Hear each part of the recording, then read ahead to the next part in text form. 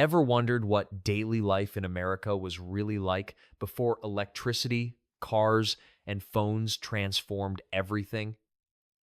You don't need a time machine, just visit an Amish community. These 7 aspects of Amish daily life preserve exactly the lifestyle our great-great-grandparents experienced, showing us the forgotten America that still exists in plain sight. Muscle-powered farming.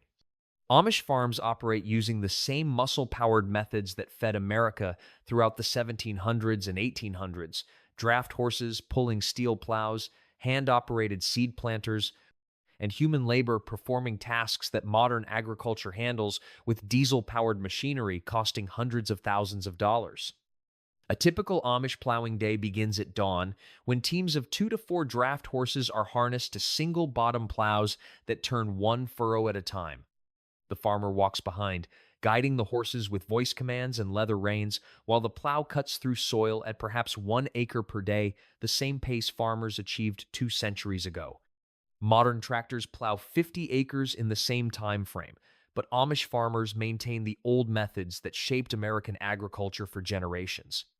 Planting happens with push-operated seeders that drop corn, wheat, or vegetable seeds at precise spacing as the farmer walks field rows. Cultivating uses horse-drawn equipment that churns soil between crop rows, controlling weeds without herbicides. Harvest involves hand-cutting grain with scythes or using horse-pulled binders that tie grain into bundles for manual shocking and threshing. This labor-intensive farming requires entire families working together during critical seasons: children dropping seed potatoes, mothers shocking grain, fathers managing horse teams. The family agricultural unit that characterized old-time America survives intact in Amish communities where farming still means coordinated family labor rather than one person operating machinery. Living by firelight. When darkness falls in Amish homes, families light oil lamps and gas mantles rather than flipping electric switches, creating the same flame-based illumination that lit American homes from colonial settlement through the early 1900s before rural electrification transformed the country. Oil lamps using kerosene fuel provide soft, localized light for reading, handwork, and evening activities.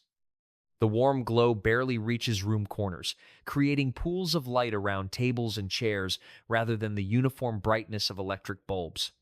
Gas mantles, fabric nets that glow when heated by burning gas, offer brighter illumination in main living areas, but still nothing approaching electric lighting's intensity. This limited lighting fundamentally shapes evening hours. Detailed work requiring good vision happens during daylight.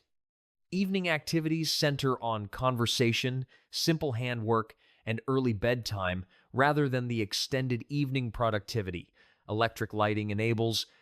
Children learn to manage their time so homework finishes before darkness makes reading difficult. Mothers complete sewing projects during afternoon hours rather than working into the night. Wood stoves provide heat and cooking fire exactly as they did throughout old-time America. Morning fires are built from scratch, requiring kindling, careful tending, and patience as the stove gradually warms. Cooking happens on stovetop surfaces and in oven compartments, with temperature controlled by wood fuel addition and damper adjustment rather than thermostatic precision. The daily rhythm follows natural light availability, rising at dawn, working productively during daylight hours, winding down as darkness falls, matching the biological patterns that governed human life for millennia before artificial lighting divorced daily schedules from solar cycles. Preserving without technology. Amish families preserve food using the same techniques that allowed American pioneers to survive winters without grocery stores: root cellaring, canning, smoking, curing, and drying methods that transform summer abundance into year-round food security without a single electric refrigerator or freezer. Root cellars dug into hillsides or beneath homes maintain constant 50 to 55 degree temperatures through Earth's natural insulation. Potatoes, carrots, beets, turnips, apples, and winter squash store for months in this cool darkness, providing fresh vegetables long after gardens freeze. Wooden bins and shelves organize produce by type and harvest date, with regular checking removing any items showing spoilage before it spreads. Summer canning preserves vegetables, fruits, and meats in sealed glass jars that line pantry shelves by the hundreds. Green beans, tomatoes, peaches, applesauce, pickles, jams, and jellies processed during harvest abundance feed families through winter and spring. The hot water bath or pressure canning that makes this preservation possible happens on wood cook stoves, requiring careful timing and temperature management without the convenience of electric canners. Meat preservation uses smoking and salt curing techniques centuries old. Fresh pork becomes bacon and ham through salt curing, sugar rubbing, and smoke exposure in small smokehouses that impart flavor while preventing spoilage. Beef becomes jerky through salting and drying. These preserved meats provided protein for American families before refrigeration made fresh meat available year-round. The result is seasonal eating patterns our ancestors knew intimately fresh produce during growing season, preserved foods through winter, early spring, hunger gap waiting for new growth. This limitation shaped old-time American cuisine around what could be preserved and stored, creating food traditions based on necessity rather than preference. Horse speed living. Amish transportation happens at the same pace Americans experienced before automobiles revolutionized speed and distance. Horse and buggy travel, averaging 8 to 10 miles per hour on good roads, with walking remaining the primary means of covering short distances within communities. A trip to visit neighbors 3 miles away requires 30 to 40 minutes of travel time each direction, not the 5-minute car drive modern Americans expect. Shopping in a town 10 miles distant becomes a half-day commitment when travel alone consumes 2 hours round trip. This pace limitation fundamentally shapes geographic range and social patterns in ways modern Americans cannot fully appreciate without experiencing it. The practical result is profound geographic stability. Amish families live their entire lives within tight geographic areas because daily travel range extends only 10 to 15 miles from home. Communities remain intensely local because moving beyond that radius for regular activities becomes impractical. Economic life centers on local production and consumption because transporting goods long distances on horse-drawn wagons is prohibitively slow and expensive. This geographic limitation mirrors old-time America when most people lived and died within 20 miles of their birthplace. The local focus created deep community knowledge, everyone knowing everyone else, reputations built over lifetimes, family histories extending back generations. Social bonds develop depth impossible in modern transient communities, where people move frequently and maintain relationships across dispersed geographic areas. The patience required for slow transportation becomes normal rather than frustrating. A 3-hour buggy trip to visit distant relatives is simply how long travel takes, accepted without the impatience modern Americans feel when traffic delays their 40-minute drive. Time spent traveling becomes contemplation time, conversation time with traveling companions, or simply quiet observation of passing scenery rather than the stress tunnel vision of highway driving. The waiting world. Communication in Amish communities happens at the same pace that connected old-time Americans, handwritten letters carried by postal service, face-to-face conversations, and information spreading through community networks at the speed of human travel and interaction rather than electronic transmission. Letters written by hand and mailed through postal service replace the instant messaging modern Americans expect. A question asked via letter might receive a response a week later after mail traveled both directions, a communication speed requiring patience and planning that instant texting has made Americans forget ever existed. Important decisions happen over weeks through letter exchanges rather than minutes through phone calls. News spreads through personal visits and community gatherings rather than broadcasts and social media. When significant events occur, births, deaths, accidents, business changes, information travels as people encounter each other and share updates. This means news arrives hours or days after events rather than minutes, and varies in accuracy based on how many retellings separate the hearer from the original source. The social implications run deep. Without instant communication checking on each other, people develop trust that friends and family are managing their lives competently without constant updates. Without news alerts creating artificial urgency about distant events, attention remains focused on local matters, where individuals can actually influence outcomes. Without the shallow connections that social media enables across hundreds of friends, relationships develop depth through repeated in-person interactions. This communication pace shaped old-time American decision-making and relationships in ways modern connectivity has completely transformed.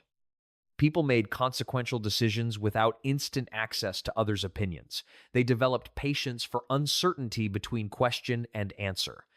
They built relationships slowly through accumulated time together rather than quickly through digital interaction. The handmade world. Production in Amish workshops and homes happens using the same hand-powered tools that built old-time America: manual saws, hand planes, foot treadle sewing machines, and human muscle energy performing work that modern power tools accomplish in fractions of the time. Carpentry involves hand saws cutting lumber, hand planes smoothing surfaces, and chisels cutting joints, each operation requiring skill, attention, and time that power tools shortcut. A door built by hand might require 10 hours of careful work, compared to 2 hours using power equipment, but the handwork develops craftsmanship and intimate material understanding that production speed manufacturing eliminates. Sewing happens on treadle machines, powered by foot motion that drives the needle through fabric via mechanical linkages and flywheels. The operator's feet maintain rhythm on the treadle, while hands guide fabric, a coordination requiring practice but producing sewing speeds nearly matching electric machines once skill develops. Blacksmithing shapes metal through hammer blows on anvils, with forge fires heated by hand-cranked bellows or foot-pumped blowers. Every piece of shaped metal, hinges, hooks, tools, hardware, represents direct human effort transforming raw material through heat and percussion. The pace limitations of hand tools mean production happens slowly by modern standards. This creates economic structures where craftsmanship commands premium prices because time investment cannot be eliminated through automation. It also develops different relationships with material goods. Items built by hand over days or weeks are maintained and repaired rather than discarded and replaced, when mass-produced equivalents would cost less than repair time. Natural health and healing. Healthcare in Amish communities relies heavily on the same natural remedies, home treatments, and family care that sustained old-time Americans before modern medicine developed antibiotics, surgery, and hospital systems. Herbal preparations, midwife-attended births, and community support, replacing institutional medical care for most health needs. Herbal medicine cabinets contain tinctures, salves, and teas made from plants traditional healers have used for generations. Echinacea for immune support, chamomile for digestive upset, comfrey salve for bruises and sprains, remedies our great-grandmothers would recognize immediately. These treatments handle common ailments without doctor visits or pharmaceutical prescriptions. Home births attended by experienced midwives follow the tradition of birth as a natural process rather than medical event. Most Amish babies enter the world in their family homes with midwife assistance, avoiding hospital intervention except when complications require it. The mother remains in familiar surroundings. The family participates in the birth experience, and recovery happens at home rather than in clinical settings. Elderly and sick family members receive care from relatives rather than nursing facilities or hospitals. Multi-generational households make this practical. Grandparents living in attached quarters receive daily assistance from adult children. This family responsibility for dependent members characterized old-time America before institutional care became standard for aging and illness. The acceptance of natural outcomes without exhaustive medical intervention reflects pre-modern attitudes toward health, death, and human limitation. Gathering in homes. Church services in Amish communities happen in family homes rather than dedicated church buildings, preserving the house church tradition that characterized early American religious practice before denominations built the elaborate structures dotting modern landscapes. Every other Sunday, an Amish family hosts church service for their entire district, typically 25 to 40 families gathering in the home's largest room or a cleared out barn. Backless wooden benches are transported from the previous host's home via special bench wagon, arranged in rows facing each other